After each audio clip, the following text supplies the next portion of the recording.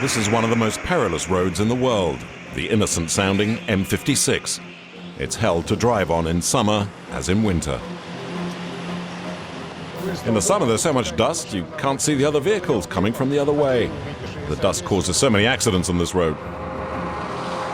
A dirt road that runs for over 1,200 kilometers, linking Neyungri to Yakutsk, a town isolated in the depths of Siberia. Constructed under Stalin, it's so cold here, with minus 65 Celsius not uncommon, that tar won't grip. So thousands of tons of stones were used instead, causing appalling vibrations, unleashing a destructive force that saps man's energy and ruins even the biggest juggernauts.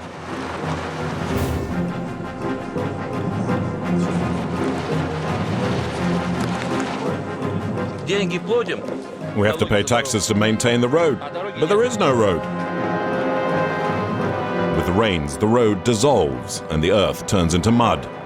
A thin, watery mud that sometimes engulfs trucks all the way up to their doors. With no hope of rescue for days at a time, it provokes massive traffic jams. Why are you armed? Because of the local bandits. They do as they please and block off the road in order to rob us. Some have made a good living from the road, be it through trade or robbery.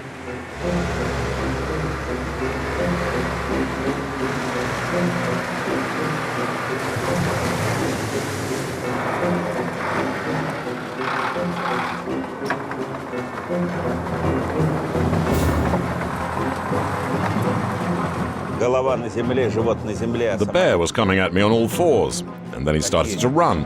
He was fast, like flying. I realized straight away he was going to attack.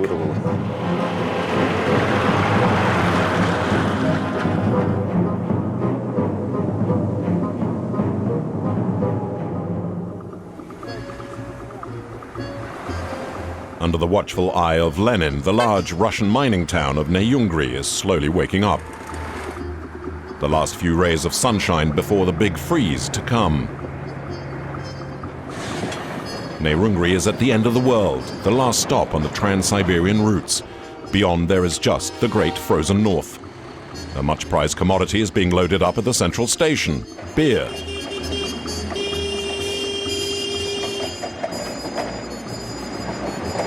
Millions of liters of beer. Up here, it's more popular than vodka.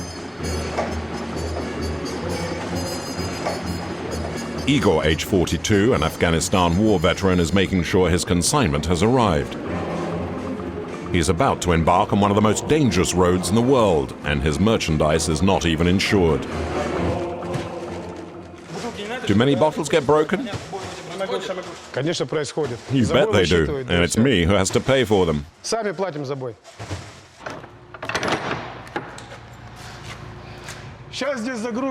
There, I've loaded 18 tons of beer, and I have just 72 hours to get them to their destination without breaking any along this infernal road. Hi there, here's to good luck. Okay, kid, don't let me down. Let's hope all goes well. Good. Yakutsk, here we come. In his old second-hand Japanese truck, Igor prays. Dear Lord, make it all okay.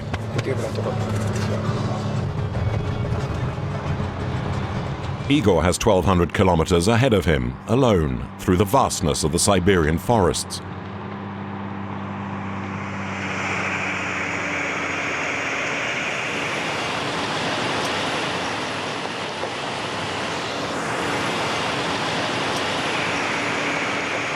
It's 35 degrees, and Igor is soon engulfed by a plague of dust.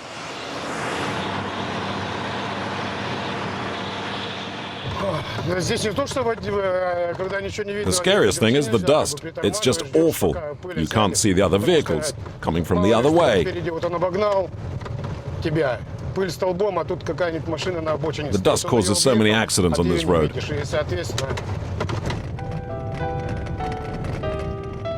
It's hell for the drivers and death for the forest. A combination of exhaust fumes and dust settles on the pine trees, and it's a fatal cocktail. The dead trees are called drunken pines here.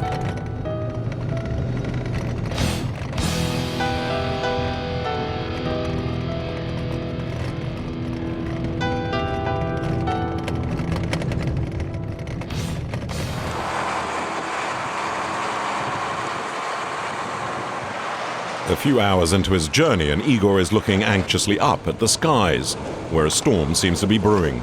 Dust and rain are his obsession.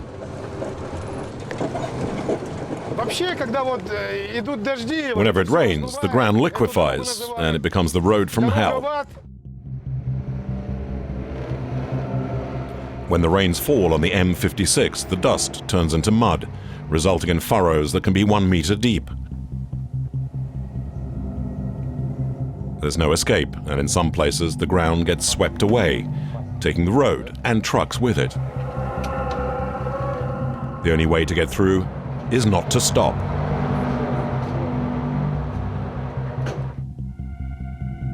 A drunken driver stuck fast in the mud caused a traffic jam of epic proportions, forcing a tailback of hundreds of trucks stretching for 100 kilometers.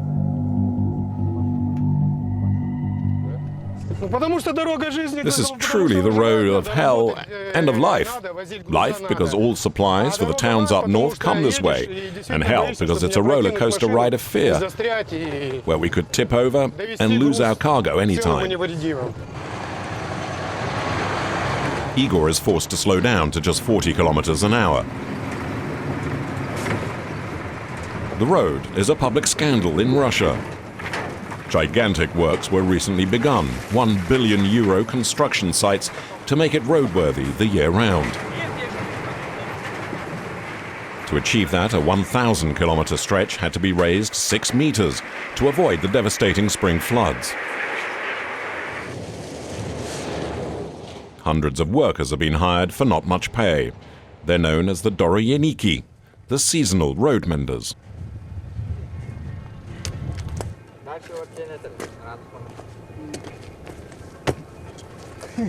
How long have you been working here? We're hired by the day, not longer. Are you from here, this region?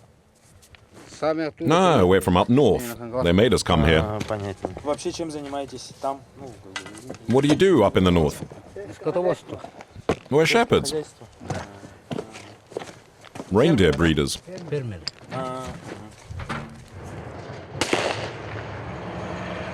The workers are left to their own devices when it comes to finding food.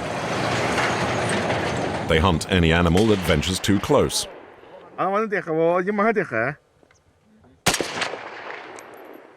Everyone here has a rifle, in this case a Saiga, a civilian version of the notorious Kalashnikov.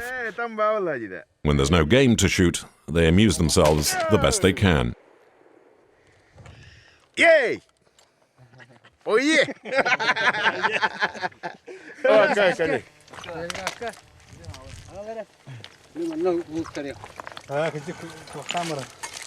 The construction crews take part in a shamanistic Yakutsk ritual to ask the gods for protection and to ward off evil.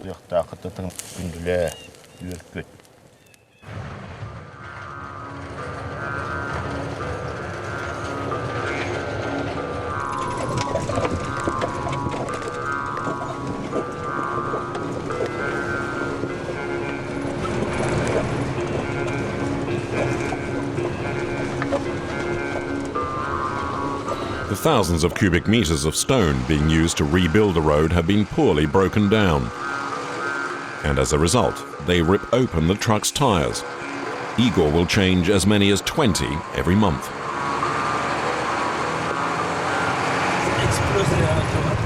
The road is littered with burst tires. The usually overladen trucks are transformed into mobile bombs that could tip over any time.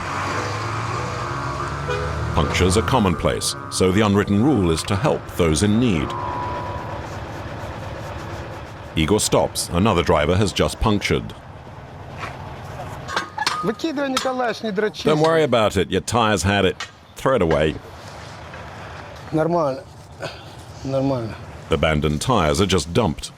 Thousands lie along the roadside.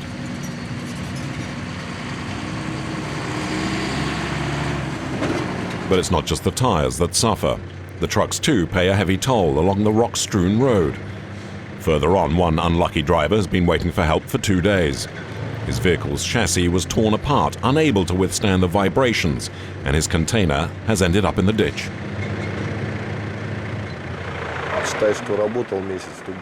It means I'd have worked for a month for free, because I'll need to repay for the lost merchandise.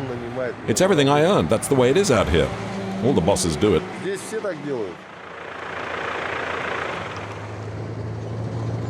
Igor knows all about the problems caused by vibrations. He has his truck regularly inspected by one of the improvised garages that have sprung up along the way.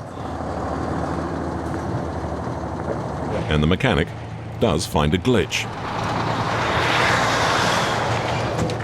Вот, видишь? Yeah, look at these 2 cracks here. Трещина.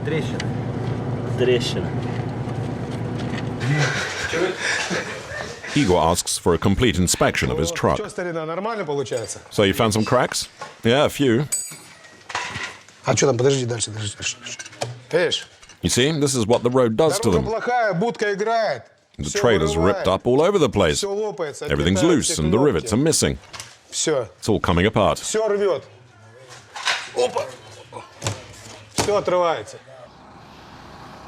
The garage also has pumps, but oddly, no one ever stops here for gas. And for good reason. The price of fuel is 3 times higher than in Moscow. Cheaper fuel is actually available just a few hundred meters away. Hidden from prying eyes, state-employed drivers are selling their quotas of petrol to other truckers at half the price. My state salary as a trucker is miserable, the equivalent of 295 euros a month. That's why I'm doing this.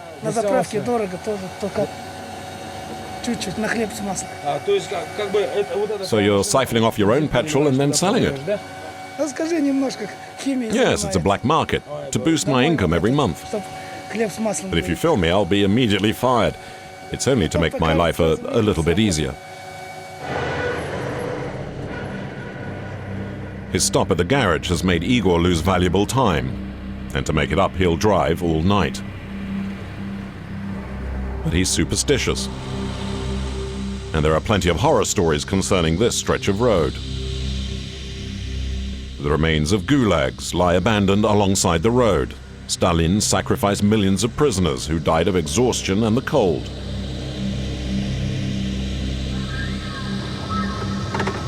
Their ghosts terrify the drivers.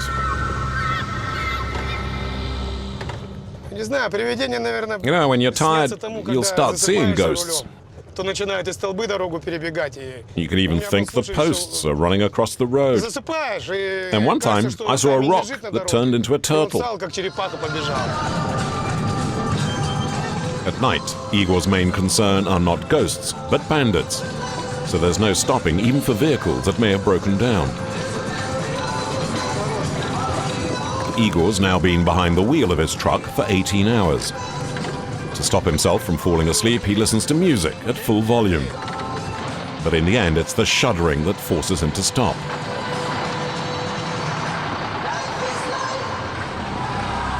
Exhausted, he gives up and pulls over.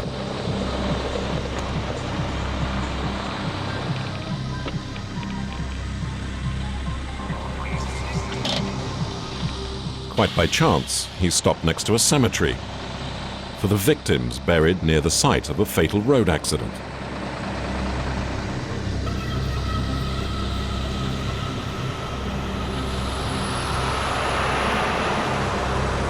Woken by a passing truck, he notices the tombs and quickly sets off again.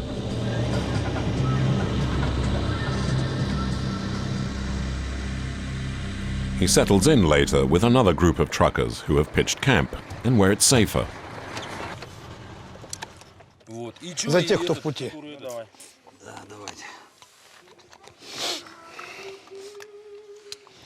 I've heard about the ghost of a dead truck driver who tries to flag down passing vehicles. Yeah, he was on this road when his shaft drive broke. So it's minus 45 and out he gets underneath the truck and try to fix it. He's tightened it up again and then throws his monkey wrench down. When he wanted to get out from under the truck, he realized his head was stuck and the wrench was out of reach. So he stayed like that for 4 days on his knees, and all the passing vehicles didn't see him underneath. Finally, one day someone stopped and found him. But by then the poor guy had frozen to death, a long time before. Такая история. Ну да. Очень жутко. The truckers sleep next to a quarry. The region is full of them, as this is the land of yellow metal. The M56 goes through Aldan, the city of gold. Mining companies rip open the ground looking for the precious metal. Just 6 months ago, this used to be a river.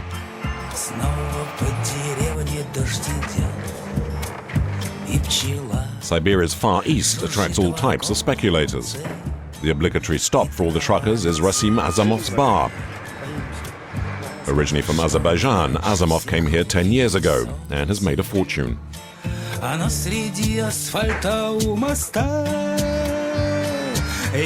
Here, people like to show off their wealth.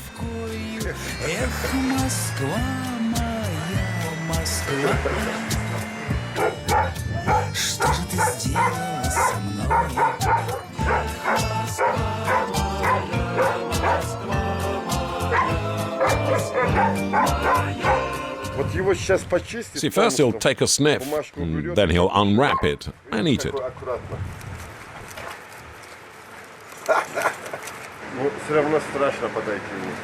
And do you go hunting too? No, not me. I'm too scared. Show us your tongue. Rasim is more than just about bears. He has a mouthful of gold teeth and many construction sites. Me, I build apartment blocks. It's been a long time since any were built in this region. Yeah, that's me, that's mine, that 5-story building. In the depths of Siberia, Rasim's dream is New York and a restaurant he's about to open. He's invested about €1.5 million, and he's not short on ideas. Soon there'll be a uranium mine near here. There'll be lots of people arriving, lots of workers. Twice as many people altogether.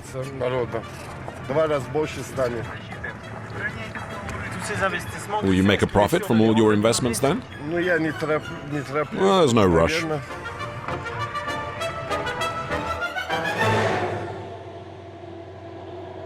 But gold doesn't bring everyone in Aldan good fortune. Close by, the wives of the road workers and truckers, like Lena and Nadia, often live in reduced circumstances.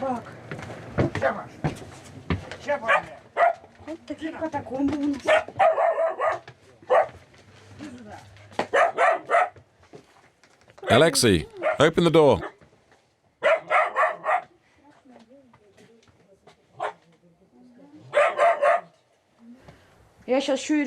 I'm expecting a baby, so I went to see the mayor and asked again for an apartment. I never received an answer. So what can I do? I can't live out in the open. Here at least I've got a roof over my head.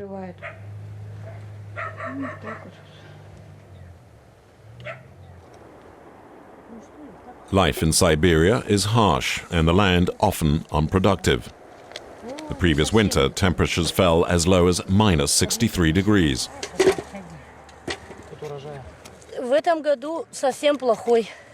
This year's crop was very poor. Usually the potatoes are much larger. But this time there was barely more than what I planted. And the authorities do nothing to help? No, I mean, we live in a small town and the mayor's powerful. But I'd rather not get into that, or I might get into trouble. По-моему, и так все понятно.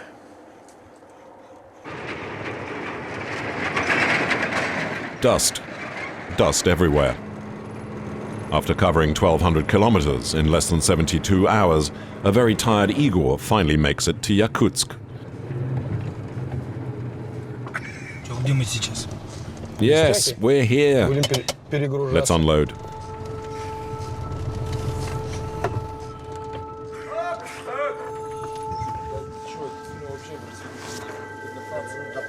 Тем более для Франции. Mission accomplished, and none of the bottles have been broken. But the bottles still haven't reached their final destination.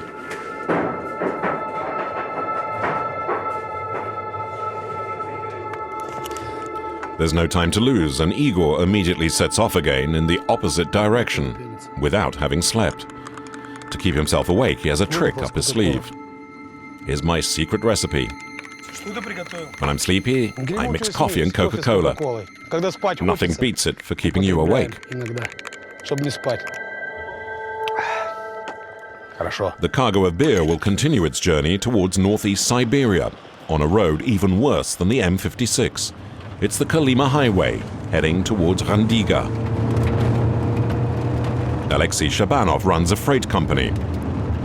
He's hurtling down the slippery highway at 120 kilometers an hour because he wants to make sure he can hand over his cargo to one of his drivers before he leaves for the mountains in the Great North. The road is a 400-kilometer-long ice rink. Самое страшное болото. The marshes are extremely dangerous. If you fall in, you'll never get out. Вообще не вылезешь. Why? Присосет так, что ой-ой-ой. Because it's quicksand. Мало не покажется. Alexei is wary about crossing through the village of Chukchapka, a place that is often fatal. The local radio is playing a hit song about bitumen and wonderful cars.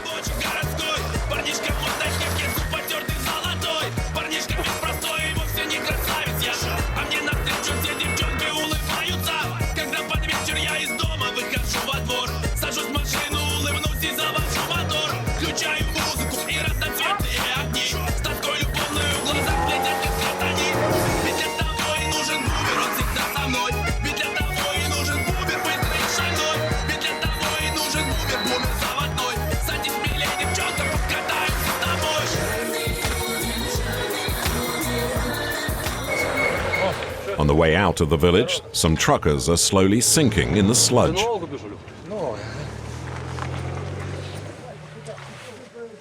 УАЗик вот так вот стоял. The van was like this. It almost tipped over.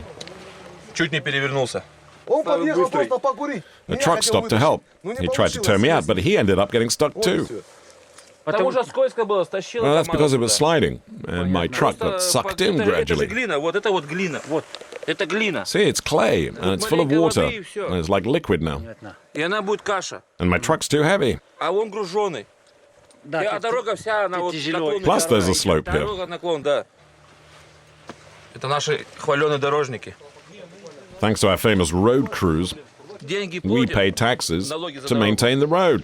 А дороги нету. But there is no road, Они не строят, so ничего they не don't делают. maintain the Они road. строят, они глину просто... Yeah, all they do is разливают. put clay on top of clay. Если душ будет одинаково. And if it rains? Сейчас дождь будет, Yeah, if it rains, it's murder. будет катавасия полная. Чем больше... Each hour I'm stuck will cost me money. I'm going to lose 12,000 euros here.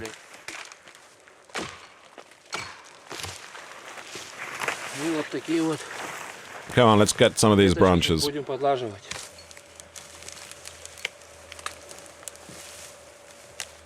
Most truckers in Siberia own their vehicles. They are responsible for their cargo, and if it gets damaged, they have to pay for it.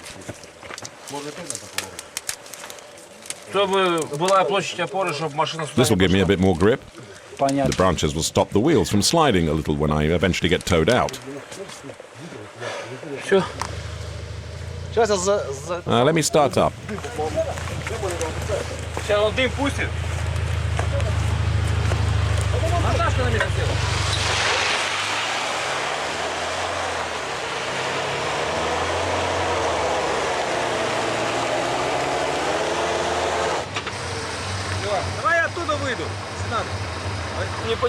No, it's still too slippery. There's too much mud. They'll have to wait for a truck. Well, how long will that take? Whoa, 2 days? We're the victims of our own roads. Okay, bye guys.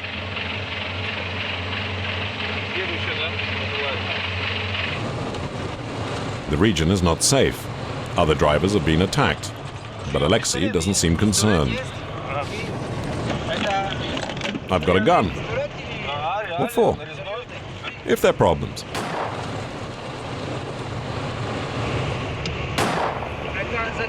And you often have problems? Sure, it happens. The locals here do what they like. They're bandits. They sometimes block the road. Really? Yeah, sometimes, especially when they've been drinking.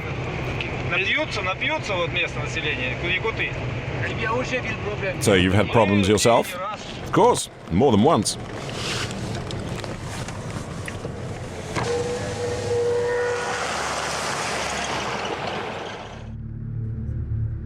Alexei is meant to be taking a ferry at what looks like an unlikely spot. There's no indication this is a makeshift dock out in the middle of nowhere. After a 3-hour wait, the ferry finally arrives. Okay, let's go. A gypsy family from Moscow is making the 10,000-kilometer journey to the Great North, just to sell coats. Apparently, business is good.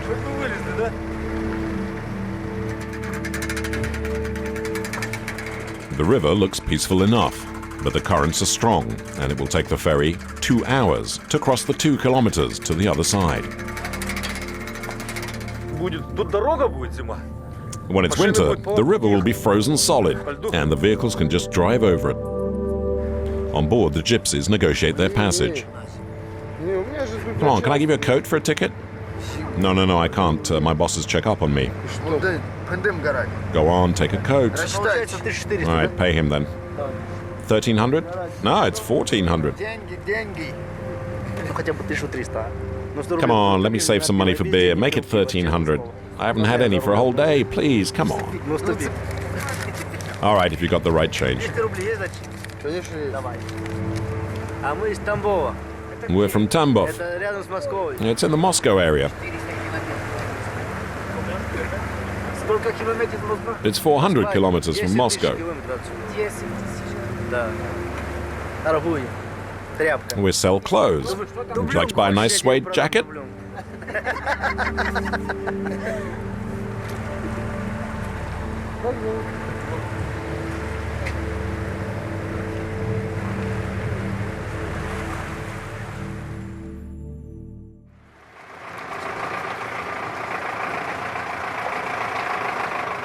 The next morning, Alexei Chavanov catches up with Nikolai, his best driver.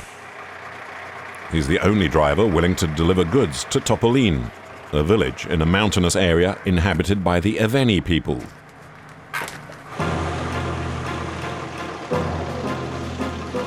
The 300-kilometer journey will be in mud, over mountains, and through snow.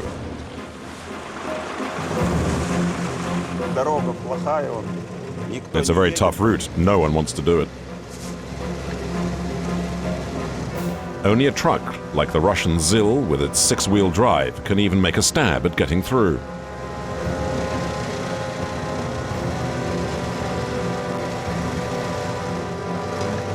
The road was abandoned after perestroika.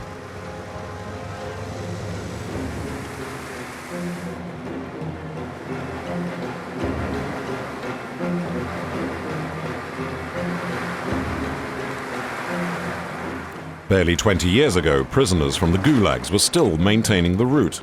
It's an era that Nikolai still misses.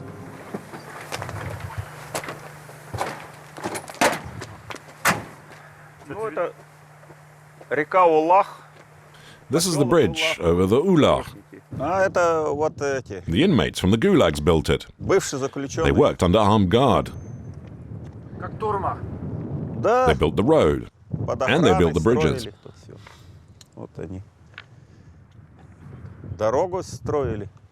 And let me tell you this, if Stalin was still alive, this road would have reached the Arctic by now.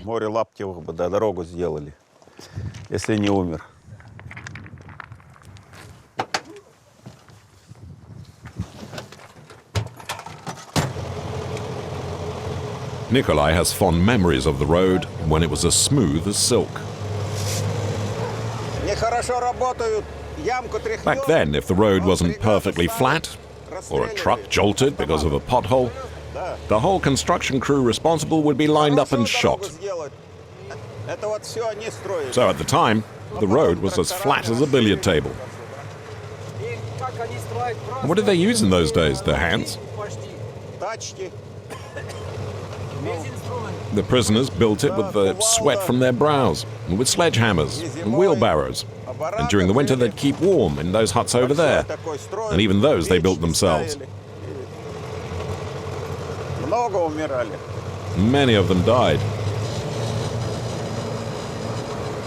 An estimated 200,000 prisoners in this area died from the cold and exhaustion.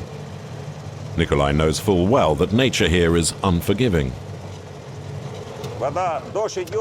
When it rains or when the thaw comes, the floods mean you can no longer get through. You have to be very careful. Once a driver drowned because he was in a hurry and he wanted to cross over, and the torrent of water just swept his truck away.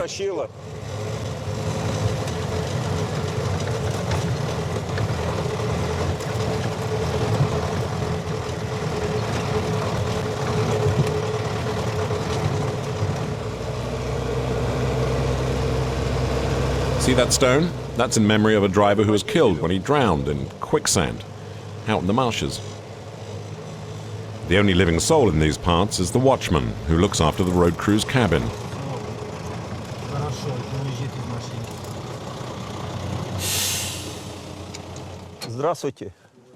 Hello, Boris.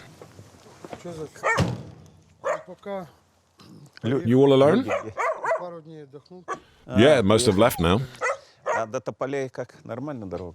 the road to Topoline? Not very good.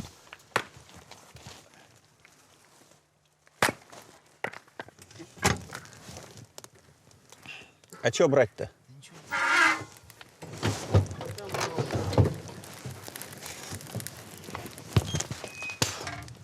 Медведи были? Any bears around? Yep. Давно видел? When's the last time you saw one then? Day before yesterday. It's a small one. I went out, but it was late and I couldn't see much. The dogs barked and it left. Уже темнело, уже ничего не видно было.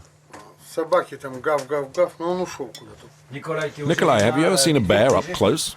Да, да, рядом. Oh, yes. Very close. Сейчас на охоту пойдем. Голова на земле, живот на земле, а The сама bear was летит. creeping towards me and then it began to run. Такие они. And it was flying, it was going so fast. Я сразу понял, что на контакт I knew straight пойдет. away it would attack me. И голой рукой я кулаком бил I hit it её with my по носу. fist, Она because I wasn't ловит armed. меня. Пух! But it caught me and I began hitting it as hard as I Дело could. опять ловит. Опять тух. Так Then it схватило, ripped some так skin off my схватило, face and off руку my back прокусило, too. вот плечо It bit my вырвало. hand and Яйца dislocated my на shoulder. жилах висели, шкуру так ловила, я And my оторвал testicles were шкуру. hanging off by a thread. Чуть He не almost кастрировал. castrated me. I still 8 don't know how I километров forced him уходил, off me. потом 220 I had to walk на 8 машине kilometers вез to get back меня to my до- friend, who drove me to the hospital. Большой медведь. Was it a large bear? No, medium-sized. Большой бы убил сразу. Luckily, otherwise it would have killed me. Nikolai is not just a truck driver. For the last 10 years, he's also a game warden in the forest. He knows animals well, but the reason he was severely mauled by the bear was due to his own near-fatal oversight. Оружие никогда не надо You оставлять must never be too far from your weapon, возле себя 1-2 метра. never more than 1 or 2 Не meters. дальше. Всегда. Вот тут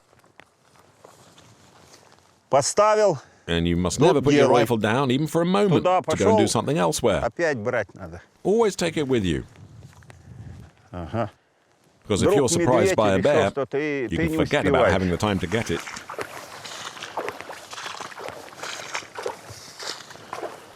Hunted day and night, the bears have become aggressive. In Nikolai's opinion, it's the fault of the poachers. Приходится таких людей It's an open secret who the poachers are. We know most of them. подходить эластично, чтобы не пьяные были. On the other hand, you have to be wary about squaring Надо up to them. подходить утром, надо The best подходить, times when they've been когда drinking and похмелье. wake up with a hangover. Если пьяницы там есть. Ну, а если трезвые, тоже That's when I надо. arrest them. Otherwise, when they're Фактор sober, they can be неожиданности vicious. срабатывает. Раз человек, в это время сразу надо. The only way to confiscate their weapons is to take them by surprise. And then you can arrest them without too many И problems. все, и начинается.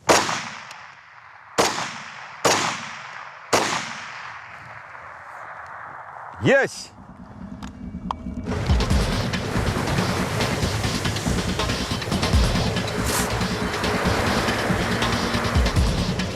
After patrolling the forest for 2 hours, Nikolai sets off again towards Topoline. It's the last descent, but he still has the snow and ice-covered roads on the Vekoyansk mounts ahead of him.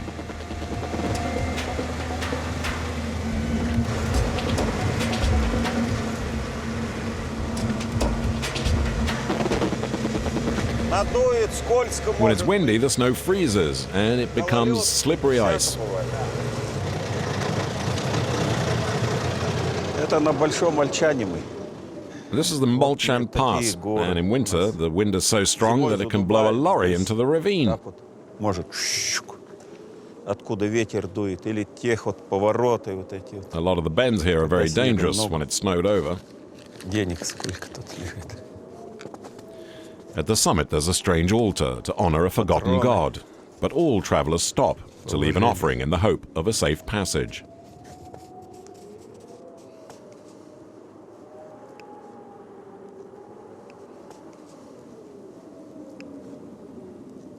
Да, перевал. Well, if you don't leave something, then the gods will rouse a blizzard, Пурга. and тут all the вверху, roads will become идет sheet так, ice.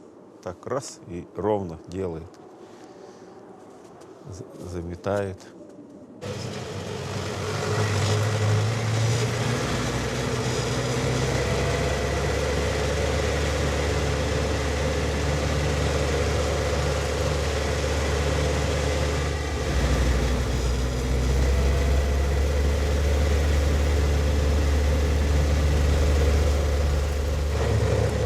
Но Before, once the temperature reached minus 60, no one was allowed to drive. Now, though, we can, but at our own risk. Because at these temperatures, the metal parts on a truck can explode and everything breaks down. Nikolai arrives in Topoline, having covered 300 kilometers in 16 hours. Ни березку, ни осинку, ни кедровую сосну, а девчонку-бересинку позабыть я не могу. Опа.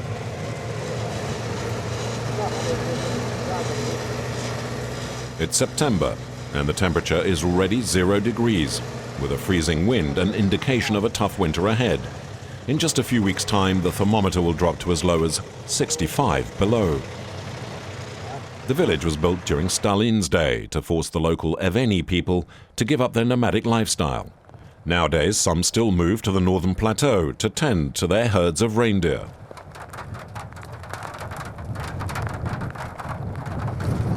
Whenever he's in Topoline, Nikolai sleeps and eats with his friend, Gagna. Это гостинцы. This is it. Here's my hotel. Ганя, Ganya, hi. тебе пиво? Here's your beer.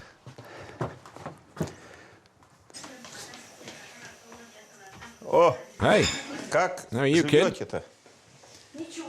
Да, потихонечку. it's been a long time that we haven't shared a meal. To celebrate Nikolai's arrival, Gagna's wife has prepared a festive meal of local trout. And, as is the custom, they toast their friendship with vodka.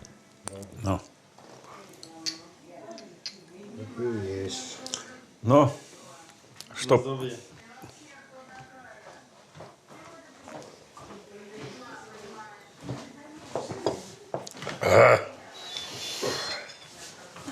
In these parts, people are reserved. but as tough as the country itself.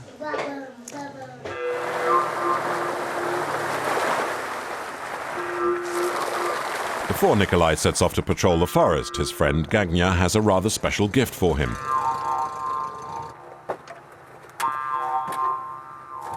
The Eveni have an Aladdin's cave, their strongbox.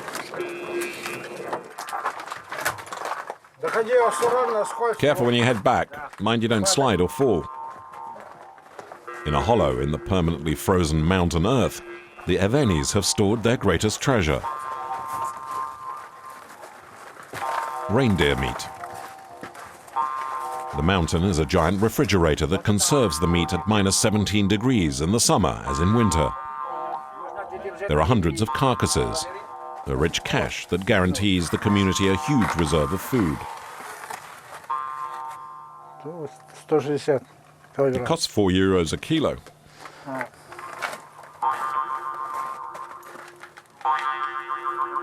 The present that Gagnia has set aside for his friend is a virile and much prized in this region. A reindeer penis, which, when cooked, is said to give strength and vigor.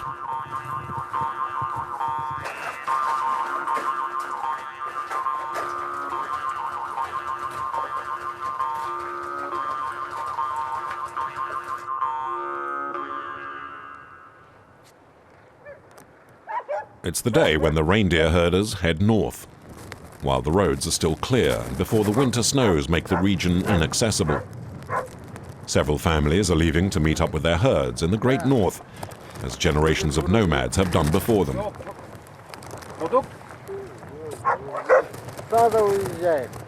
We're ready to go. We're heading north, far, far away.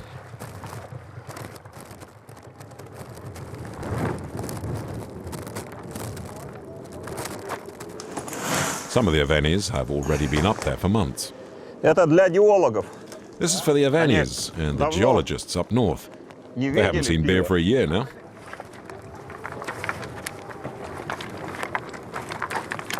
They're taking their furs to keep warm and their weapons.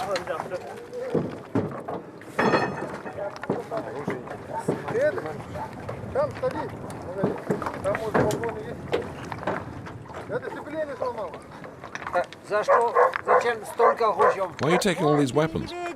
Because there are bears and wolves up there.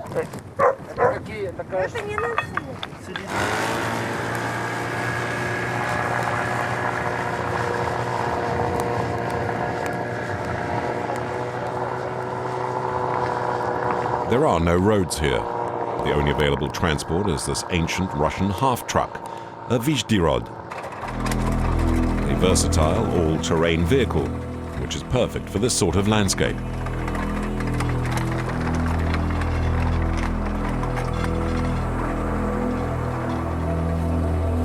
The journey to the reindeer pasture lands, barely 100 kilometers to the north, will take 4 days and nights.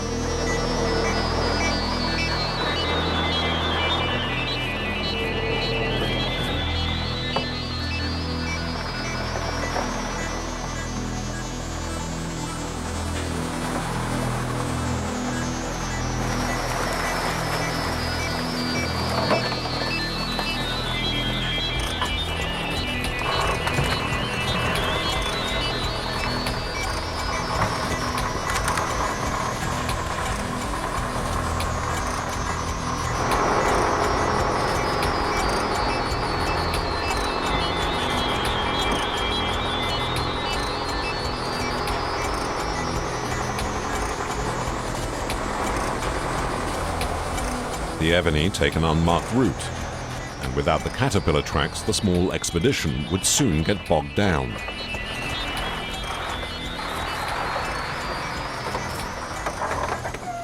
But suddenly there is a breakdown when one of the tracks comes undone. A breakdown in these conditions could be catastrophic.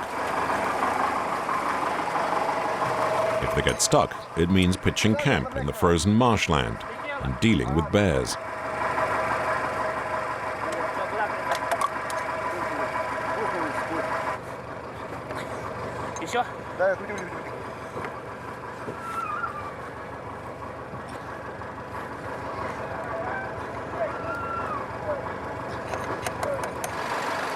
So what's happening then?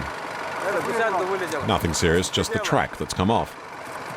Will it take long to repair? Well, less than an hour.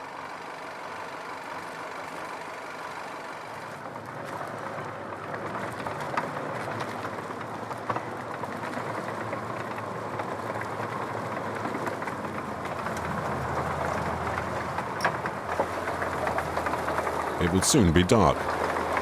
The Eveni decide to travel with another group. The convoy of 2 half-tracked vehicles is safer in case there's another breakdown. It's a new experience for the younger Evenis. How old are you? 14. And you're heading north too? Of course. Before heading off again, the last bottle of vodka is drained as they toast freedom and nature.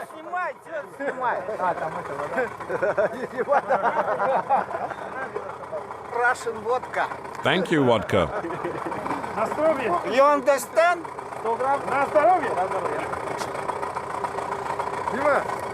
Для сугрева. Nothing's lost. Often drunk and heavily armed, gunshot wounds are not uncommon, as is shooting first and asking questions later. We're not afraid. We can kill bears, no problem. We have all we need. И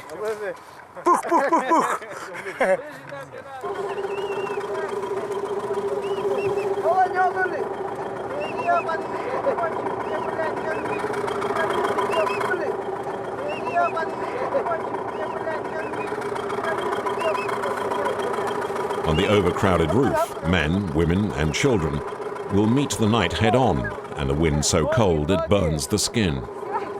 Move your legs, I can't see anything.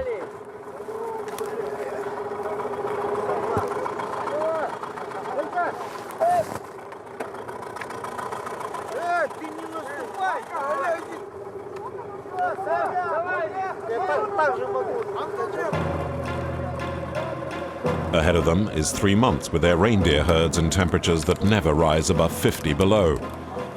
It was their ancestors' way of life and their desire for freedom that gives them the strength to make this impossible journey.